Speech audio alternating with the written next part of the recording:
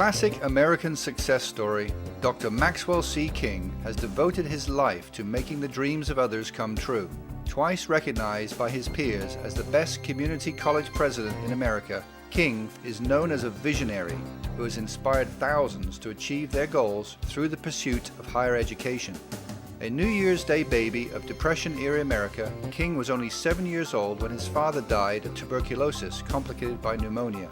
His mother kept her brood of 8 children together through tremendous sacrifice, and her children rose to the challenge, each working hard, some at several jobs. King delivered newspapers, picked tomatoes, shined shoes, sold peanuts, pruned orange trees, helped repair roads, and worked aboard a dredge boat. He remembers going to school shoeless because the family couldn't afford the luxury. When he told his 5th grade teacher he intended to go to college, she shook her head, later telling another teacher about King's impossible dreams of an education.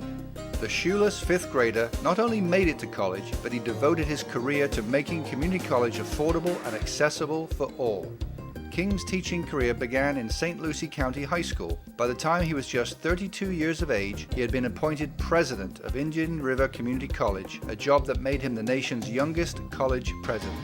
He became the 3rd president of Brevard Community College, now Eastern Florida State College, in 1968, and served as district president for 30 years. Among his educational accomplishments were the development of distance learning programs throughout the United States and South America. He embraced volunteerism with the same fervor and dedication that he'd approached his career. In James Ross' biography of King, The Only Way to Lead, King's wife Doris is quoted as saying, "Max wakes up every morning, showers, puts on his suit, and goes off to volunteer." After retiring from Brevard Community College, several days a week he would drive 70 miles one way to his hometown of Fort Pierce, where he was volunteer director of development for Sunrise Theater, the same theater that had provided him with a job as a teen. His efforts paid off in millions of dollars for the restoration of the historic venue.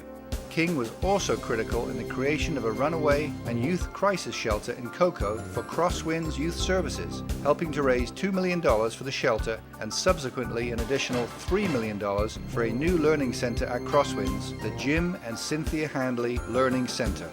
The Cocoa Village Playhouse was the next target for volunteerism. The historic facility needed renovations and expansion to accommodate more youth programs.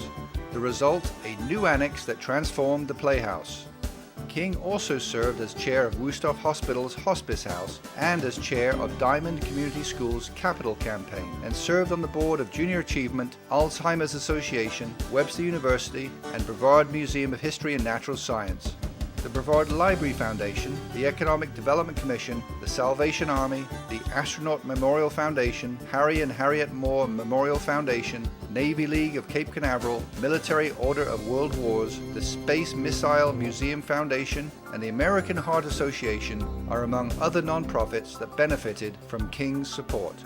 When he celebrated his 80th birthday in 2008, King challenged the community to raise money for BCC scholarships. He did this with a unique approach. He went skydiving for the first time in his life.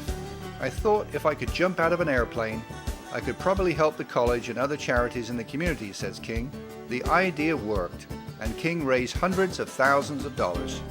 The sky is literally the limit when it comes to King's interest in making Brevard a better place, and in 1989, Florida's governor honored King for being recognized as America's top administrator in higher education by the American Association of University Administrators.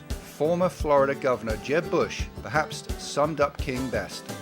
Max is a great American, a living legend of giving, and the recipient of the 2014 Central Florida Humanitarian Lifetime Achievement Award, Dr. Maxwell C. King.